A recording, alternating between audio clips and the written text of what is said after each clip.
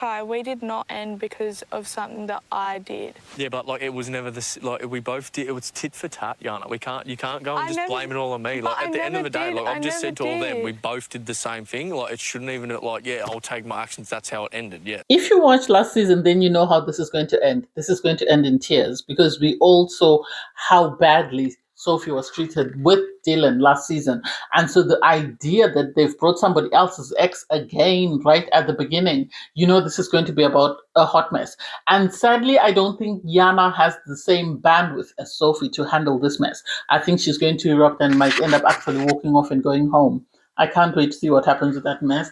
And then the audacity for Lacy to keep wanting to sort of interrogate Jotham doesn't make sense for me personally, because she is moving around and trying to attach herself to everybody else. And then she's coming to Jotham and trying to set boundaries. I don't get it. Jotham needs to pay attention to Gabby because Gabby seems all in on Jotham, and that would be his best opportunity to stay in the villa as far as I'm concerned. I know production is going to be messy and they're really going to take them through it, but I'd rather he stay with someone who's more into him than someone who actually wants to use him. At the end of the day, at least Gabby knows his name. Lacy doesn't. Anyway, hey there, thanks for stopping by to go, Valerie. Welcome to my channel. If you're new here, don't forget to subscribe, click the like button, turn on the notification bell for when I upload new videos, and definitely leave a comment. In this episode, I'll be reviewing Love Island Australia, Season 7, Episode 5. So we have the islanders waking up. Obviously, Jotham and Gabby were busy all night. You have Lacy having slept outside. And now Jotham is realizing that, oh, actually, he feels bad that Lacy didn't sleep in the room. And it's like, buddy, but last night you were turning the heart on. So how are you offended that she didn't? Or how are you worried that she didn't sleep in the room if you couldn't worry about her when she walked out of the room? Make it make sense? I just looked at him and I was laughing. Anyway, all the islanders wake up, they get ready. You have one of the girls go, and I think it was Isabel or Yana, one of the two. She went and checked on Lacy, and Lacy said she couldn't stay in the bedroom because she couldn't bear the sight of sort of hearing Jotham speaking to Gabby in bed. And it's like, girl, please, you're already making out with somebody else, so it's not like you were that much into Jotham. You have Jotham, he goes for a chat with Gabby, and they're really cutesy. They try to make it seem like they were PG, but it's like, guys, you had the heart on, so you must have been doing something for the heart to be on. They say they didn't sleep at all, they were chatting all night. They try and sort of make a point to clarify to the viewers that they didn't do anything inappropriate. And it's like, well, production didn't show us anything, so we'll take you at your word, but hey, it is what it is. Lacy then pulls Jotham for a chat and she starts to interrogate him because she wants to know what happened in bed with Gabby. Was there any intimacy? And Jotham said he's never going to lie, so he's going to be honest. And he said there was intimacy. But then the audacity for him to try and clarify that they were the type of kissing that they did or the fact that their lips were touching and stuff. It's like Jotham is trying to sort of minimal with the truth. Although he's being honest. So it's up to this woman to take it for what it is or to leave it and keep it stepping. I don't think she's serious about Jotham. I think she likes the fact that Jotham is the most good-looking guy in the villa and he seems to be the most popular, or he's the better of the guys in the villa, and this is why she keeps sort of trying to keep him in line while she sort of tries to find somebody else. For her to then tell Jotham that she's going for a chat with Cooper since Jotham is, busy with Gabby doesn't make sense to me. Personally, if she wants to explore Cooper, she needs to explore Cooper. She shouldn't use Jotham as an excuse as to why she wants to explore Cooper. That's not it. That's not it. And I don't understand why she's now trying to play a victim when she knows exactly what she's doing. Anyway, as she goes for a chat with Cooper, personally, for me, I went off him the moment he spoke to Mick in a very sort of patronizing way. I'm just going to say that. I went off him the moment he was very patronizing towards, Mick, because I felt it was inappropriate and it wasn't necessary for him to do that. There was a bit of flirting between him and Lacy, and I think they deserve one another. Lacy said, she told Jotham that if he's going to put all his energy into Gabby, then she is going to explore Cooper. Well, just go and explore Cooper. You don't need to tell Jotham anything. It's still week 1, week 2. So we're really not bothered in what you do. You can go ahead and do whatever you want to do and keep it stepping, and we will keep it stepping as well. You then have Jotham and Gabby sort of coming from having a little chat. They were talking, and then Gabby receives a text message. Gabby, a smoking hot new bombshell wants to have a romantic Spanish lunch with you. Please get ready to leave the villa. Dress to impress. hashtag invitation temptation, and it's like, oh my god, I don't get it. I really feel like this was the super fans that decided to do this, because it doesn't make sense why, if she was stolen the night before or if she recoupled with somebody else, why is she suddenly going on the date? I feel like production expected her to struggle, and because she didn't struggle, this is why they tried to be messy in that couple to see if they could sort of break the two apart, which doesn't make any sense. You have Gabby get ready to leave the villa. Everyone is happy for her because she's going on the date. And I love that Jotham actually walked her down and said, let me help you down the stairs and sort of see you off. So she said, you reassured me this morning by telling me that you want to put all your eggs in my basket at the moment. So when I come back from the date, I will have a conversation and I will reassure you as well. It's like, oh, I love that. They're really sweet together, in my opinion. Gabby and Jotham, I find them very cute and very sweet. So Gabby is sent on a date with Kia. Kia dated Yana, and it seems they dated for a year and a half, and then they've since separated. The date was a bit orcs. Even the way Gabby was dressed, I think she just went because it was part of the show and she has to go. But she really didn't seem that impressed by this guy, as from what I could tell, because he does definitely give Cooper vibes. That's the thing. He's the younger version of Cooper. They had a chat. Nothing stood out about it. She said she liked his energy. I think she had to say something positive in order for them to continue to grow. And hopefully, if she's all into Jotham, she shouldn't let production know, because otherwise they're going to drag them through the mud, as we all have witnessed. Back in the villa, you have Jotham having a conversation with Connor, and he says he's really enjoying getting to know Gabby, and he really likes his time with her. He says the more he speaks to her, the more he sort of develops feelings for her, and so he wants to continue to sort of grow that with her and see how far they can go. I think they can actually make a couple that will actually leave the villa and be sustainable, as long as nothing messy is sort of done to sort of break them apart.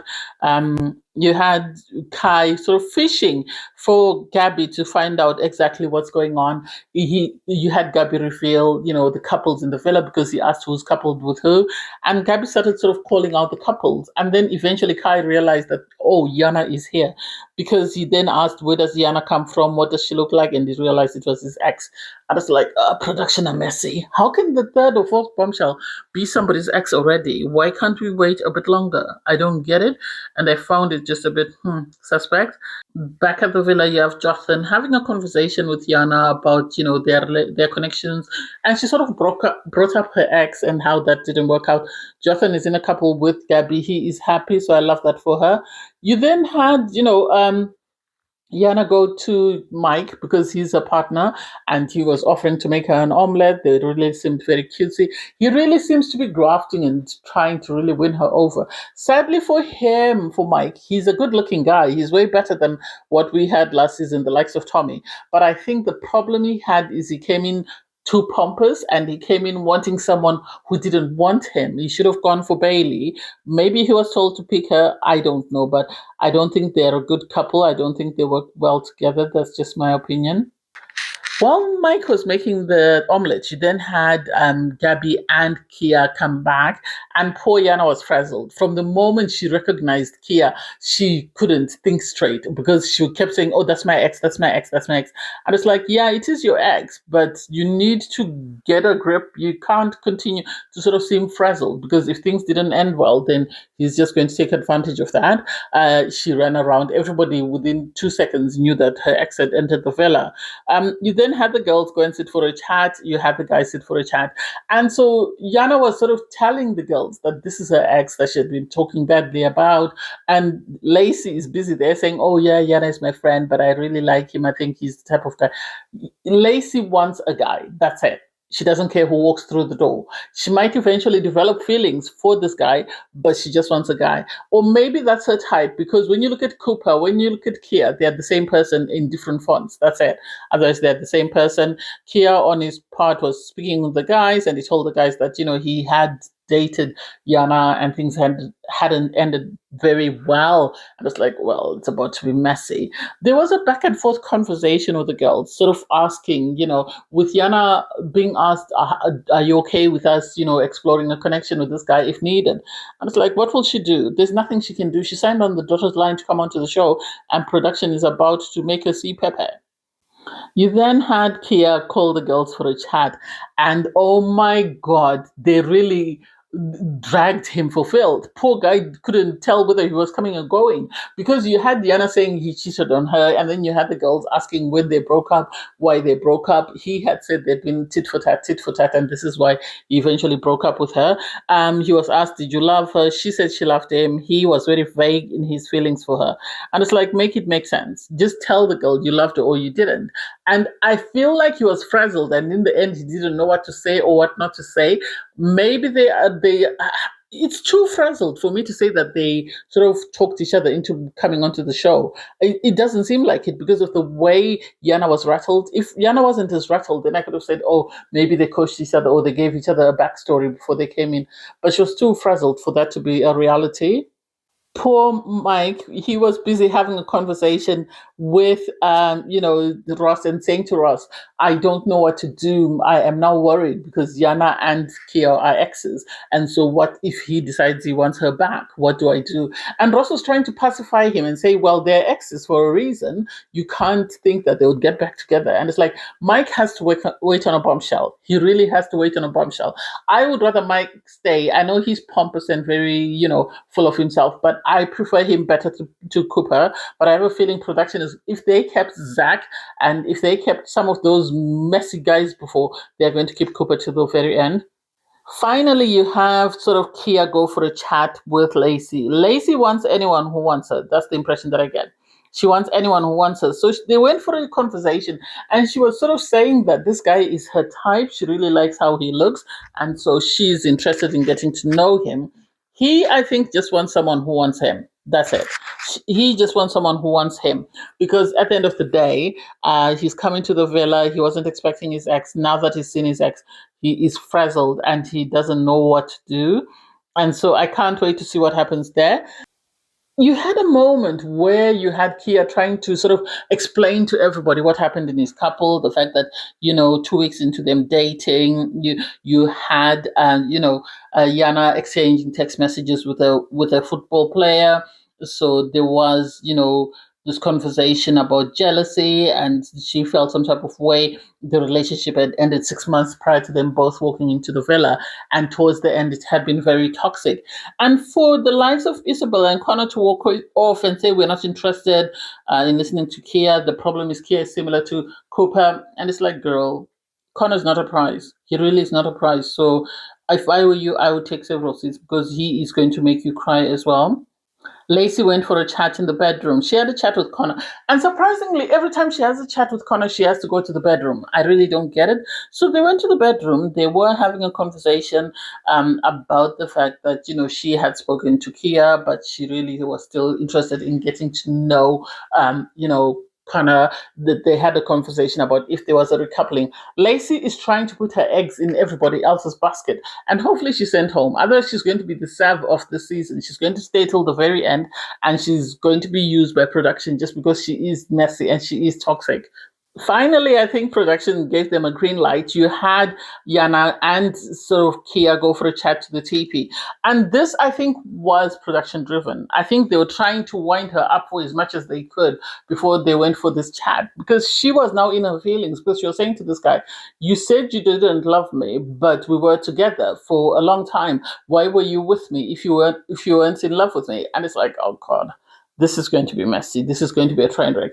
I wish she could move on, because if this relationship was toxic, if this relationship was not healthy for her, why does she want to continue to stay with this guy? Why not move on and find somebody else who is willing to sort of provide her a healthy type of relationship? I don't think Cooper is it. I really don't. I think Mick is better out of the three. If you compare, Cooper and Kia are the same person. So she's better off staying with with Mike, but I don't know whether she really is that keen on Mike. I think she's sort of now frazzled and she doesn't know what she's doing. Prior to Kia coming in, she was interested in Cooper, but I think she needs to move on from Cooper. I think she needs to move on from Kia and stay with Mike. Anyway, thanks guys for watching. Please don't forget to like, share, comment, and subscribe. Click on the link in my video to watch my review from episode 4. Bye guys.